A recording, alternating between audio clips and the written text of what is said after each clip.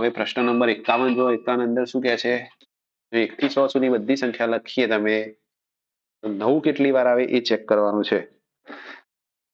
જો 1 થી તમે 9 સુધી લખો તો એના અંદર 9 કેટલી વાર આવશે, 1 વાર આવશે. પછી 11 થી તમે 19 સુધી લખો એમાં પણ 9 કેટલી વાર આવશે, 1 વાર. આ રીતે આ કેટલા કયા ઘડિયા સુધી એટલે મીન્સ કઈ સંખ્યા સુધી, 81 થી તમે 89 લો એમાં પણ કેટલા આવશે, 1 વાર આવશે.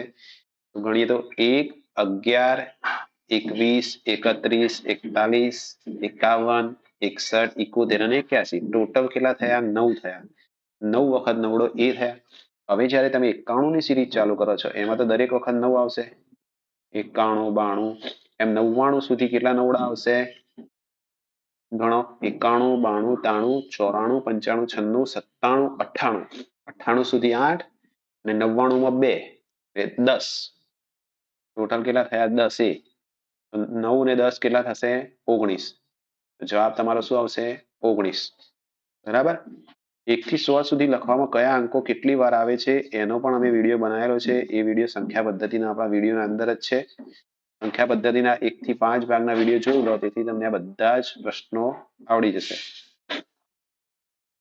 હવે આને સરળ કરવાનું છે તો શું જવાબ આવશે, 5.3 અષ્ટમાંશ ગુણ્યા 8.1 અષ્ટમાંશ ઓછા 1 અષ્ટમાંશ ગુણ્યા 5.5 અષ્ટમાંશ. પહેલા આ બધા મિશ્ર પૂર્ણાંકને અશુદ્ધ પૂર્ણાંકમાં ફેરવી દો. 5 × 40 ને 3 43/8 ગુણ્યા 64 ને 1 65/8 માઇનસ 24 ને 1 25/8 ગુણ્યા 8 × 5 = 40 ને 5 45/8. બરાબર. હવે આને સોલ્વ કરીએ. હવે દરેકના અંદર જો છેદ સરખા છે પહેલા આ બંનેનો ગુણાકાર કરી દઈએ. અપૂર્ણાંકના ગુણાકાર પણ તમને શીખવાડેલા છે.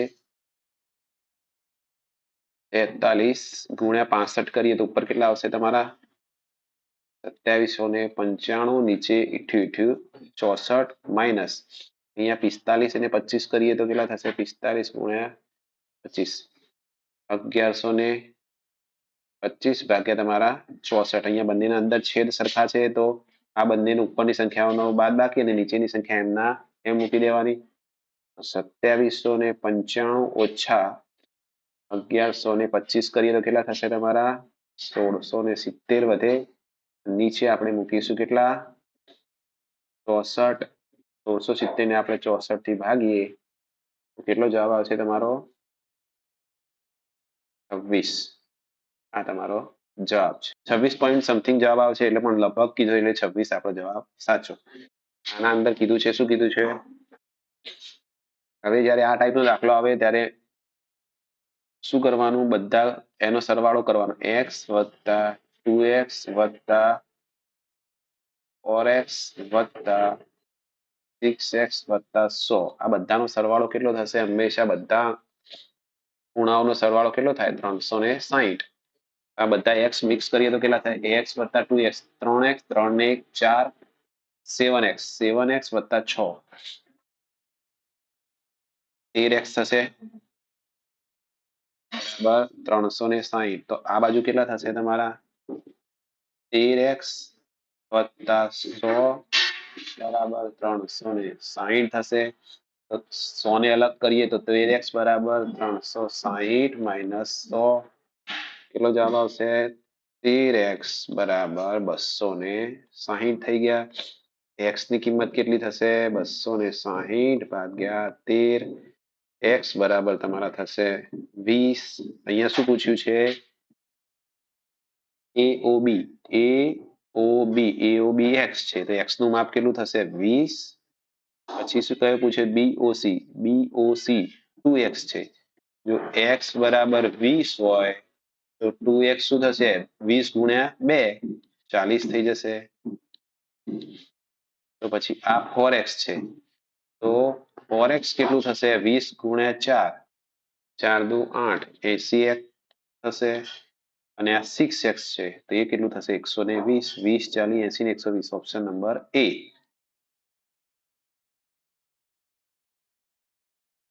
ખૂણાવાળું ચેપ્ટર નથી આવડતું તો આપણે ખૂણાવાળા ચેપ્ટરનો પણ વિડીયો બનાવેલો છે. ખૂણાવાળા ચેપ્ટરનો વિડીયો જોઈ લેજો તેથી તમને ખૂણાવાળું ચેપ્ટર એકદમ આરામથી આવડી જાય.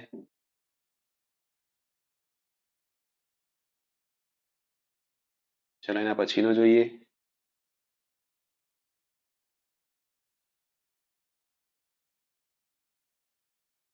શું કે છે 3009 ની કિંમત એટલી જ છે જેટલી 30,009 સોરી 30,009 ની કિંમત એટલી જ છે જેટલી શું કે છે એમાં સ્થાન કિંમત પૂછી છે. સ્થાન કિંમત તો આવડે જ છે. અહીંયા જો 9 કે કયા સ્થાન ઉપર છે 9 એકમના સ્થાન ઉપર છે અને આ 3 કયા સ્થાન ઉપર છે એકમ દશક 100 1000 અને 10,000 3 કયા સ્થાન ઉપર છે 10,000 તો આટલી કિંમત થશે તો 3 10,000 અને અહીંયા 9 એકમ તો આ 9 દશક નહીં આવે. અહીંયા 30,000 આ પણ નહીં આવે. અહીંયા પણ 30 10,000 એ નહીં આવે. અહીંયા જો 3 10,000 તથા 9 એકમ આવશે.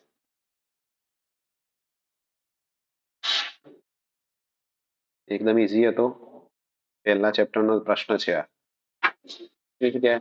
બે કોણનો યોગ એક દીર્ઘ કોણ છે તો નીચે આપેલ જવાબમાંથી શું સંભવ છે બે ખૂણા છે બે ખૂણાનો આપણે સરવાળો કરીએ તો શું થાય 90 અંશના ખૂણાથી મોટો થાય. દીર્ઘ કોણ એટલે 90 અંશની ખૂણાથી મોટો. તો શું થાય એક કાટખૂણો અને એક લઘુકોણ થઈ શકે કારણ કે જો એક કાટખૂણો હોય અને એક લઘુકોણ હોય તો એ બેનો સરવાળો હંમેશા દીર્ઘ કોણ થાય. આ થઈ શકે. બે લઘુકોણ હોય હવે બે લઘુકોણ હોય તો એક 10 ડિગ્રીનો હોય અને બીજો પણ 10 નો થાય કેટલા થાય 20 થાય તો એવું તો પોસિબલ જ નથી. એક દીર્ઘ કોણ ને એક લઘુકોણ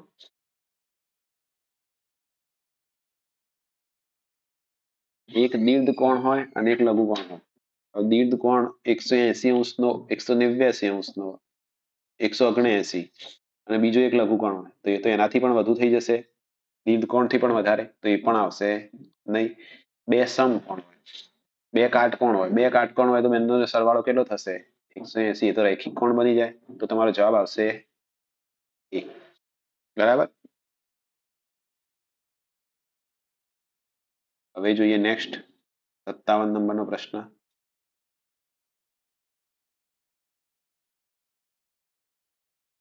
57 નંબરના પ્રશ્નમાં શું કહે છે જોઈએ. સુમિતનું વજન 107 કિલોગ્રામ છે. 107 કિલોગ્રામ. સંજયનું વજન કેટલું છે 82 કિલોગ્રામ. બંને વજનના નજીકના દશકનું અંતર નજીકનો દશક એટલે દશકના સ્થાન 107 છે તો એનું આપણે 5 થી વધારે એટલે 7 5 થી વધારે છે તો આના 1 કરી દેવાના 110 થઈ જશે. આ છે 5 થી ઓછા છે તો આ કેટલા થશે 80 થઈ જશે નજીકના દશકમાં. નજીકના દશકમાં આ 110 આ 80 એનું ફરક વજનનું અંતર કેટલું થયું 90 100 અને 110 30 કિલોગ્રામનો ફરક થઈ ગયો. હવે જુઓ બાર ગ્રાફમાં વિભિન્ન દેશોની ટીમો દ્વારા એક વર્ષમાં રમાયેલ મેચોની સંખ્યા દર્શાવે. કયા દેશે કેટલી મેચો રમી છે હવે એ જોઈને આપણે પ્રશ્નને સોલ્વ કરવાનો છે. હવે પ્રશ્ન શું છે ચેક કરીએ. ઓસ્ટ્રેલિયાની ટીમ પાકિસ્તાન ટીમ કરતા કેટલી વધુ મેચ રમી. શું છે પ્રશ્ન. ઓસ્ટ્રેલિયાની ટીમ પાકિસ્તાન ટીમ કરતા કેટલી વધુ મેચ રમી. ઓસ્ટ્રેલિયાની ટીમ ક્યાં છે અહીંયા ઓસ્ટ્રેલિયાની કેટલી છે 32.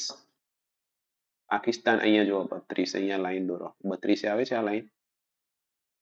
પાકિસ્તાનની ટીમની લાઈન કેટલી છે સોરી 24 તો 32 માંથી 24 બાદ કરો 8 મેચ વધારે રમી. એકદમ ઈઝી પ્રશ્ન હતો. ચલો એના પછીનો પ્રશ્ન જોઈએ. પછી 59 ના પ્રશ્નમાં શું પૂછે છે. એક પુસ્તકની ખરીદ કિંમત 100. ખરીદ કિંમત કેટલી હતી એની 100. એક દુકાનદાર આવી 3 પુસ્તકોને ₹275 પર વેચે છે તો લાભ અથવા હાનિ. 3 ની એકની 100 એવી 3 ખરીદી હોય તો 300 રૂપિયા એને આપ્યા હોય 300 રૂપિયાની ખરીદ કિંમત થઈ જશે. હવે એવી 3 પુસ્તકો એ વેચે છે કેટલામાં 275 માં. જોઈને જ ખબર પડે છે 300 માં ખરીદી 275 માં વેચી તો શું થયું એને નુકસાન થયું. નુકસાન કેટલું ગયું 300 - 275. 75 25 25 એને ખોટ ગઈ, હાની 25 થઈ ગયો જવાબ. બરાબર. હવે પ્રશ્ન નંબર 60. શું કહે છે? એક મશીન 1 મિનિટમાં 12 પાના છાપી શકે છે, તો 5760 પાના છાપવામાં કેટલો સમય લાગશે? 1 મિનિટમાં 12. હવે જો જવાબ તમારો આપ્યો કેવામાં આપ્યો છે? કલાકમાં આપ્યો છે. બરાબર છે. જવાબ તમારો કલાકમાં આપ્યો છે. શું કે છે?